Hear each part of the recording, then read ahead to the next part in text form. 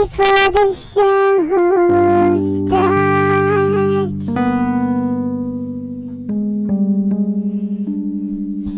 Yeah, that's right, it's gonna start in like a second. As soon as you hear that other music, we'll be heading into the fake truth. Yeah, that's right. The fake truth show. Hope you stick around, you know. That you hang out with me, you know. Let's hang out for a little bit. It's just a little bit. It's not that long. It's a little show.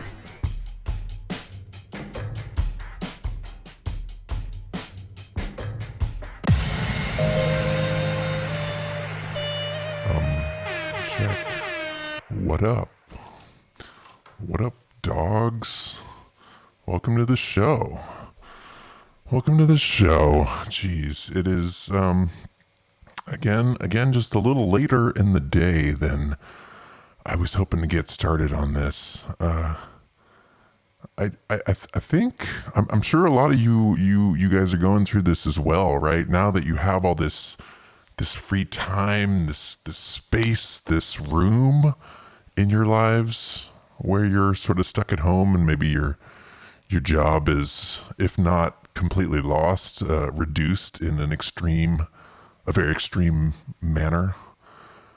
And this gives you all this space, right, to do the things that you want to do, the things that maybe you've been putting off for quite some time, right? Now you get a chance to really do it. But at the same time, right, the psychic environment is so incredibly punishing, so aggressively dehumanizing that this makes it difficult to follow through on things, at least in my experience thus far. Right? When you have this endless sea of days stretching out in front of you, it's a little easy to get demoralized, right? Depending on the situation that you're living in, if you're living alone, right? Or maybe you're living with some other loved ones. There's just a lot that can get in the way of your dreams, your hopes and your plans, right? Even in a reduced stage. That's what I keep going through. That's what I keep rediscovering for myself, right? How hard it is to really find discipline, to really lock yourself in, you know what I mean? Really set up goals, things that you want to do, and really follow through on that. I find that incredibly challenging. And I guess I have my whole life, right? And I guess it really depends on the person, what you're going for, what you're trying to achieve, and what you really want to get out of this life. Personally, I guess I've always wanted to achieve greatness. That's just something that I've always wanted to do on some level, in some area, in some way. I've always strove. I strive, I still do, to achieve greatness, right? But what does that mean? What does that even mean, right? Recognition. Does it mean that? Does it mean fame? I'm not quite sure, right? I think it's more about creating something, right? And I guess you theoretically could achieve greatness without creating anything, that you would just lead a great life. I think that's admirable just on its own, right? But something that's always drawn me is to, truly achieve something great. Is it possible? I have to continue thinking so, right? That any one of us, anybody out there is with the right know-how, the collection of ideas and understanding can pierce through, right? Cut through everything and see it first, right? Because before you can't really create the greatness until you can see it. But seeing it and then executing it. But between those two steps is really a huge chasm, a huge gap, right? Between having the concept, having the idea, and then actually following through with it. So I guess a lot of this is just to say, right? If you're struggling, if you're having a tough time, which I would assume that everybody on this planet at this moment is having a tough time in some degree, because everything's been thrown on its head. Well, I guess if that's the case, give yourself a little break, but also don't, right? That's what I'm trying to find the balance here between being kind to yourself and having understanding for the difficulties that you're going through. A balance between that and actually achieving, actually working towards, actually grinding it out. Maybe that involves pushing past your comfort zone, right? If you've ever done exercise, which, right, it's not exactly a given. But if you've ever gone jogging or tried to do a bunch of sit-ups, right, the only way to actually get stronger is to really suffer in a way, right? You got to push past. You got to do more sit-ups than you actually want to in order to get to a phase, get to a place where you are getting stronger. And again, it's this discipline thing. You have to stay consistent. And right, if you're just working out, if you're just going to the store, taking care of your family, if it's sort of a non-artistic pursuit, then yeah, there's no real excuse, right? You just got to get down on the floor and do the sit-ups or go pick up your kids or whatever.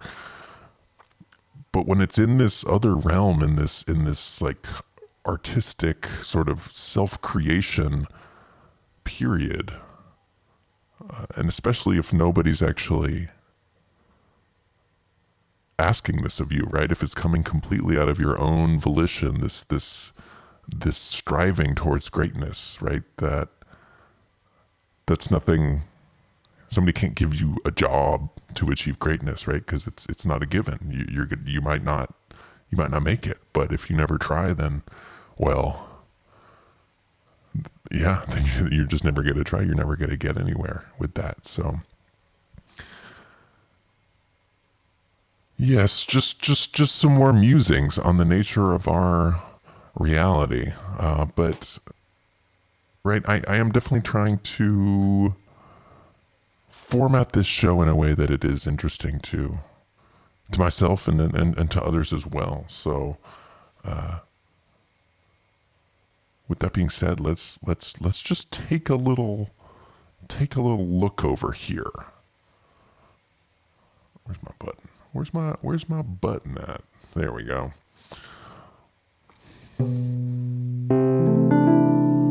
Professor researching this current disease was killed in an apparent murder-suicide, officials say.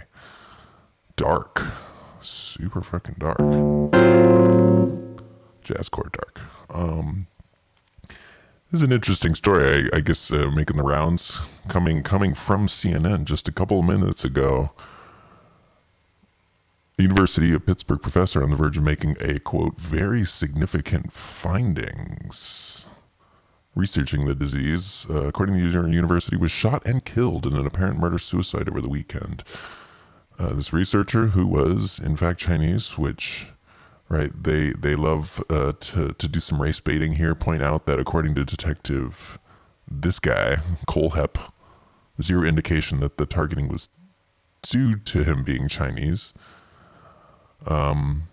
Which just seems sort of like unrelated to what's going on here. I mean, I guess, yeah, sure, the guy is Chinese, but aren't we talking about the murder aspect here? This dude, Bing Liu, and right, I guess he's a real person. I don't know what to think at all about any of this news stuff, right? Bing Liu could be real. Brian Cole Hep could be real, or it could all just be fabricated. The reality doesn't really matter. Almost. It actually really does, but right, it's something that we can't really necessarily get to the bottom of. Right? Gunshot wounds to the head. This is pretty brutal. Head, neck, torso, and extremities. Because he was getting shot in his extremities. Like, are they talking about fingers and toes? Did he get shot in the foot? This definitely sounds like a struggle. Something non professional that went down here. And right, they're obviously deeply sad, and there's really nothing in this article, right? As with most of these mainstream articles, there's no actual research or reporting. This is just sort of a relaying of the facts, what came down. But it's definitely a little fishy, right? It does seem a little strange. And then this person that seemed to have a very difficult time killing Mr. Liu, then I guess went home and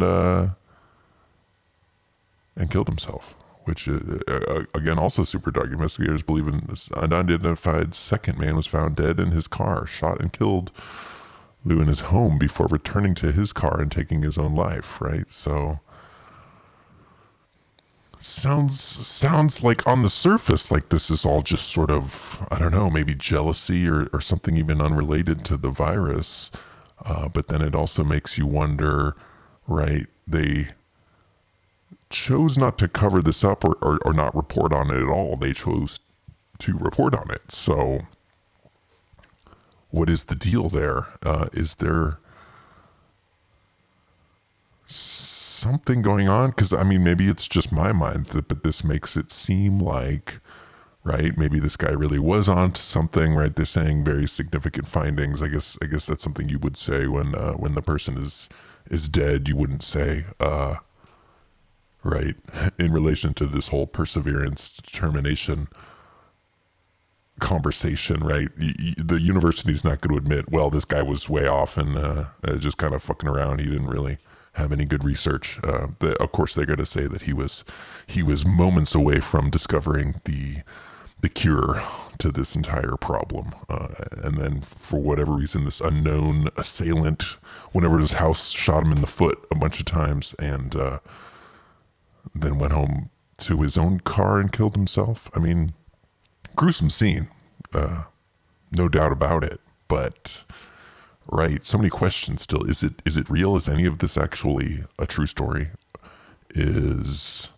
Was he really on to something? And why would CNN be hinting at this idea that maybe, just maybe, there's interested parties out there that want to keep any sort of advance in the cure from moving forward? They would maybe want to halt that progress.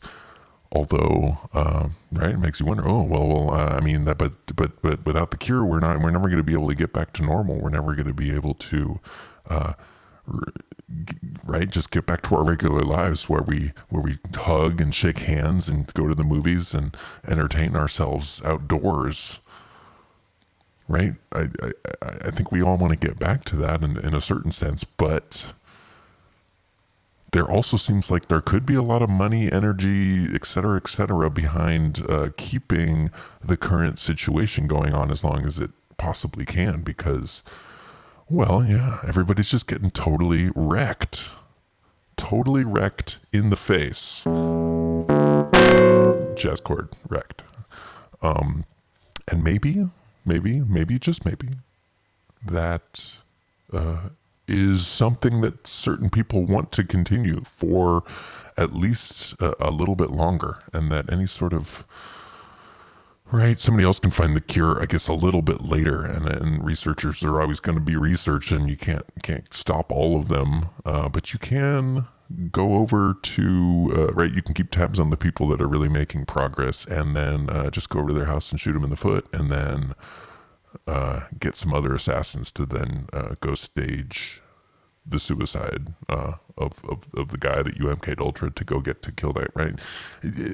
I'm just saying, like, right, if this is really something that is being controlled, you're going to have a hell of a lot of resources and the ability to, well, just control outcomes like this, right?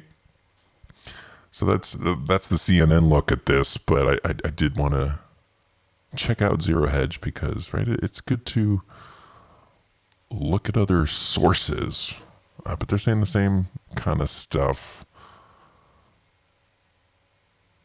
And obviously, the Zero Hedge article is going to actually have more information. I guess we got the name of this associate, Hao Gu. I guess also a Chinese type person, which makes it even more infuriating that CNN would point to the fact that no, this was not racially motivated. This was just a random accident. This was who really knows, right? CNN doesn't offer up any sort of explanation for what happened. They just let it sort of hang there in the air. But right, I guess that's what we're trying to look at here on the show. What happens when information is omitted, when information is left out, when, right, that's how you can craft people's minds. That's how you can change people's minds when, oh, well, right, it'll send you in a completely different direction because before knowing that, well, it's his associate, this is his homie, older homie, right? Probably in a sort of mentor situation. Why was that guy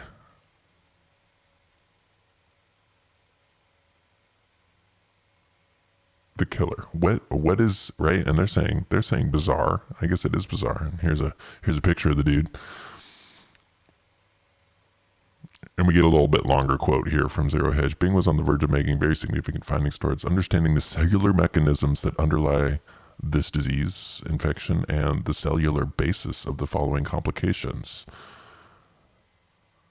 We will make an effort to complete what he started in an effort to pay homage to his scientific excellence, right? And I guess that really is how science is done these days. It's hard to find right, just the one Galileo or Newton type that is really just making all sorts of crazy discoveries left and right. A lot of this just takes expensive equipment and time and statistical analysis and resources, just like anything in this world that ends up getting out there. And I guess, yeah, he was a good guy, outstanding teacher, all that kind of stuff, which, it really makes you wonder what's going on here. The motive of the shooting is unknown and investigation is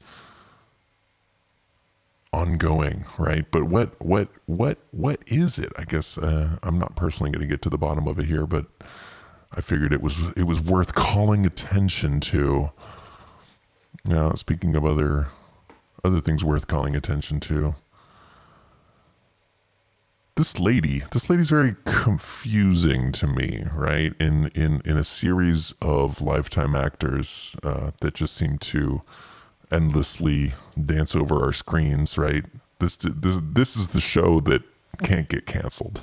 The show that is always on and always continuing to be on.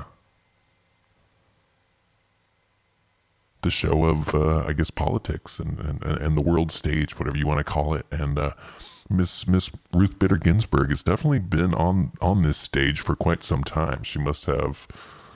I mean, I don't know how many seasons she's been on. I mean, it's got to be just an extreme amount. 30, 40 seasons has she done? And I really don't want to give them the click. See, this is like a good example of something that I wanted to do before getting on the air. You have to actually, if you want to see the full article in the Feedly, you have to go to the web page and extract that information because a lot of RSS feeds only give the first paragraph or so. Just on a technical note, Ruth Bader Ginsburg was hospitalized Tuesday afternoon for a, quote, benign gallbladder condition that had caused an infection, according to all these other people, right? She's expected to remain at Johns Hopkins, which that name should just really strike a cold fear into your heart, because these guys are at the center of a lot of the research and models that were initially created during this whole crisis to basically just freak everybody the fuck out. And well, right, the lying liars that lie. I'm not saying that these guys fall into that category, but maybe I am. Maybe I am. Stop lying, you guys. So I wouldn't put it past them specifically to be faking or adjusting this information in any way. That's right. That's all I'm ever really trying to look at here. This lady is 87 years old, and I guess I should. I could pull that up real quick. If we just take a quick look at her Wikipedia page. I don't know if this is going to list in here all the times that she's been sick recently, but I feel like she had some sort of very serious, like cancer, pancreatic cancer, or some other sort of life-threatening disease. I guess it's not gonna come up here, which is also interesting because, right, maybe that's not something that we're supposed to focus on specifically. That's the weird thing about information flow in general is, right, what information are we supposed to latch onto and think about constantly, and what information is just sort of floated by and then meant to be forgotten and not really analyzed or factored into the discussion, right? Just like that scientist getting murdered. That's I don't picture that news story coming back into the cycle even tomorrow. That just seems like something that's like, oh, researcher gets murdered, weird, no explanation, weird, right? It's almost like they're trying to foment this side of the argument, the conspiratorial aspect of what's going down, which seems weird, right? Because there seems to be a direct war on any sort of alternative information, especially during this crisis. We're supposed to only listen to the official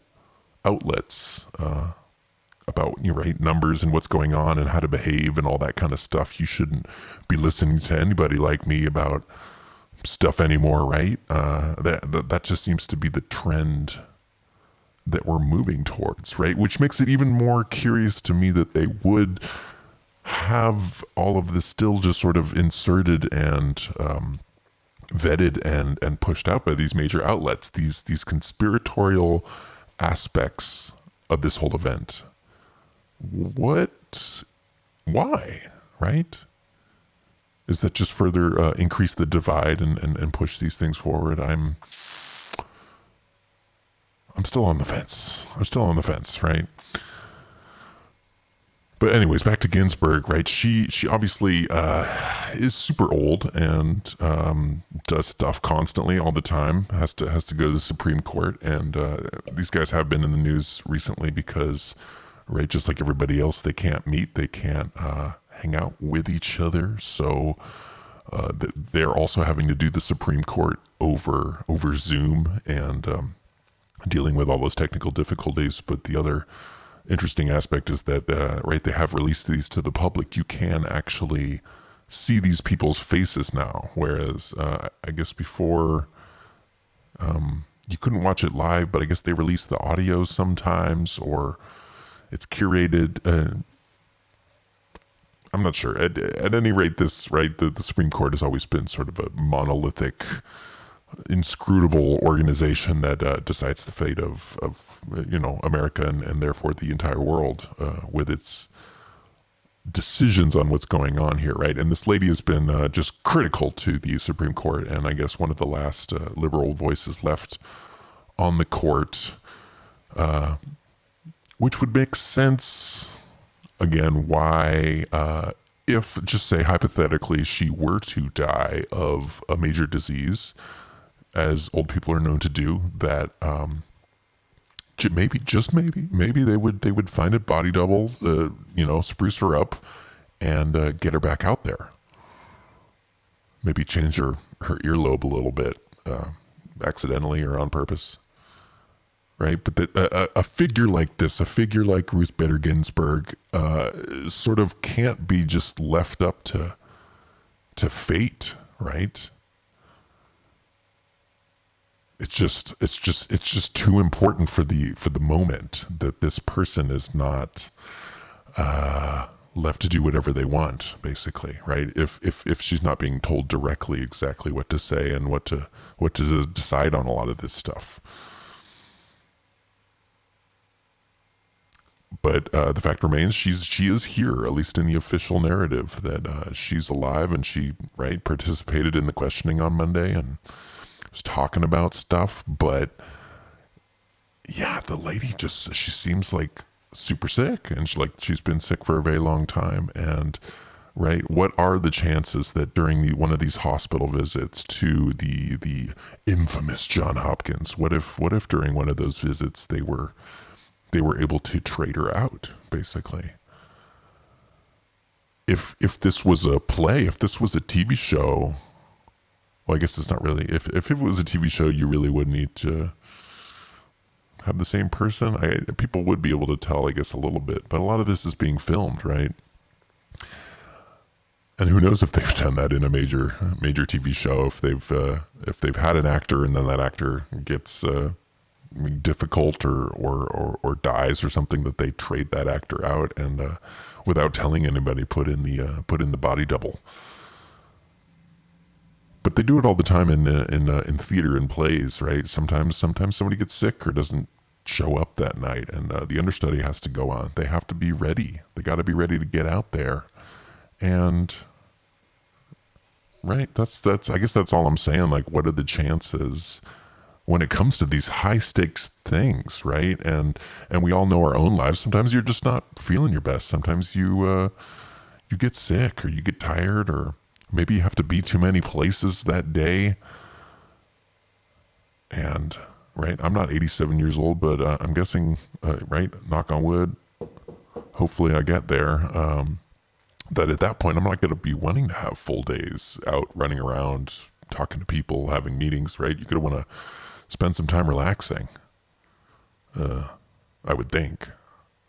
So, what are the chances that there's more than one of these people, right? And I guess this whole discussion is just sort of an example of, if they could do it with this lady, what's to stop them from doing it with all sorts of other important people? And that discussion has been on the table with all these people, from good old Hillary to Mr. Biden and everybody in between. Epstein, Assange, all these names that we all these because they're larger than life, right? These people, they're not just people, they're archetypes, they're heroes in the grand show. And any good producer is just, they're not going to leave that up to chance. If their character dies in real life, they're not going to just, well, I guess maybe they will kill off that character, but they're at least going to smooth over the storyline, right? Make it make sense in the soap opera that, oh, well, he jumped in front of a truck and, yeah, that sucks. Or, for example, if it was like a super important lady, like Carrie Fisher, for example, and this lady was so critical to the mythos of your show or your movie that you simply had to recreate her digitally, well, then you would do it. And we know for a fact that they have the technology. So just like any of these things, it's all just thoughts, all just ideas. Now, that was some pretty dark stuff, so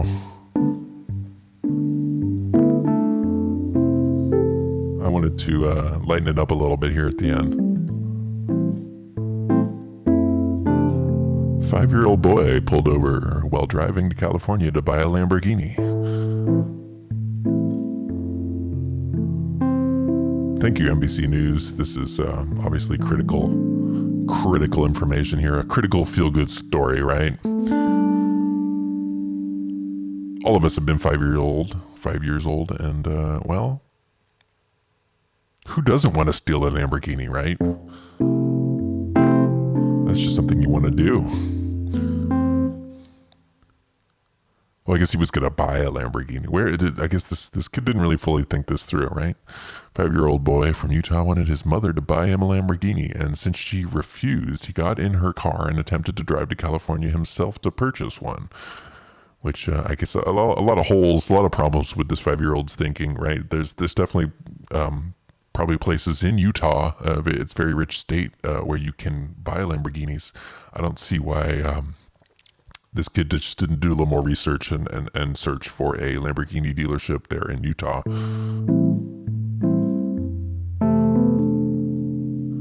The child-planned multi-state journey, however, ended roughly 5 minutes after he took the car when a Utah Highway Patrol trooper pulled him over on the freeway Monday around noon.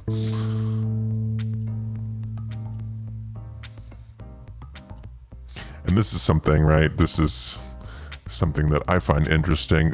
You gotta have these repeating numbers. You gotta double up. But in order to not make it too obvious, sometimes we'll have like an elision here, right? A hiding of the fact, right? So you got the 5-year-old boy. He's 5. He's definitely 5. There's your first 5, right? And then written out here, roughly 5 minutes later, 5. We got another 5. That's the 55.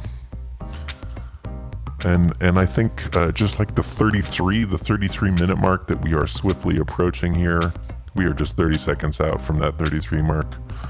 Just like the 33, that the number 55 is incredibly powerful as well. There's something very, very powerful about the number 55. And yeah, I just found another example of this that I'm going to show you on a later show. I'm not going to get to this show. I just, just like with all these things.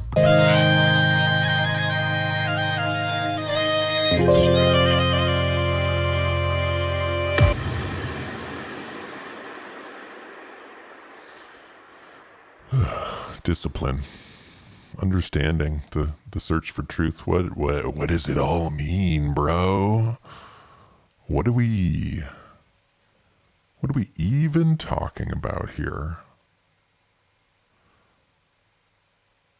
But I think that's also a big part of it, right? When you're filled with self-doubt, it's almost like it's like a self-preservation method, right? It's so hard to sort out those ideas in your mind, the emotions, right? Because sometimes, right, you might feel guilty for doing exactly that you need to do, that thing that, right? That's just the one thing that you really need to do today, and the one thing that you should do the next day and the day after that, and right, you just look for every possible excuse to do something different, and then figure out a way to justify why that all went down that day. But I'm saying stop that shit.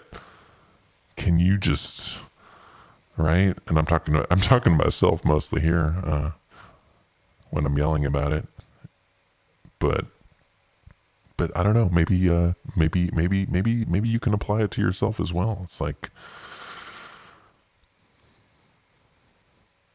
how do you cut through all of that, right? Because that's just how we work. That's how our brains are wired. We listen to these emotional responses that we get from the external and the internal, and then do our best to adjust from there, right? But just like with the perseverance thing, maybe the only way to get to what you need, what you really want, is to go through that uncomfortable, I don't want to do this phase.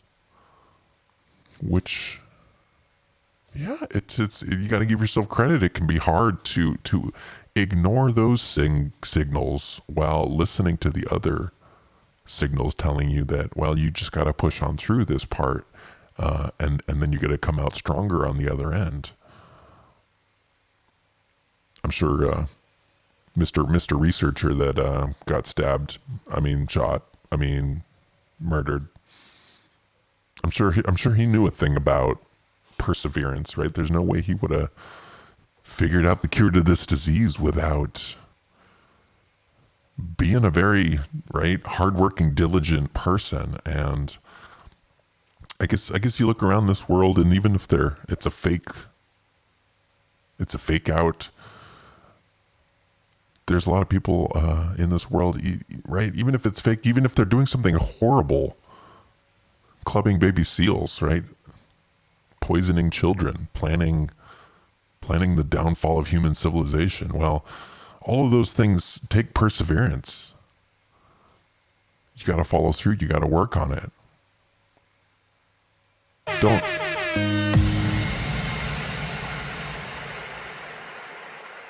I just want to give a quick disclaimer.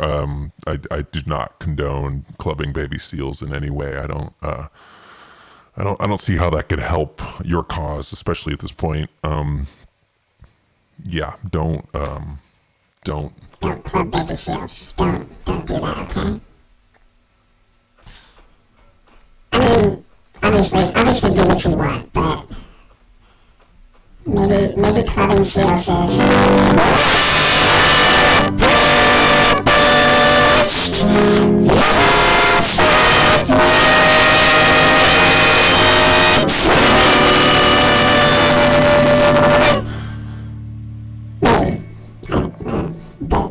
Obviously, it's your mind. Do what you choose.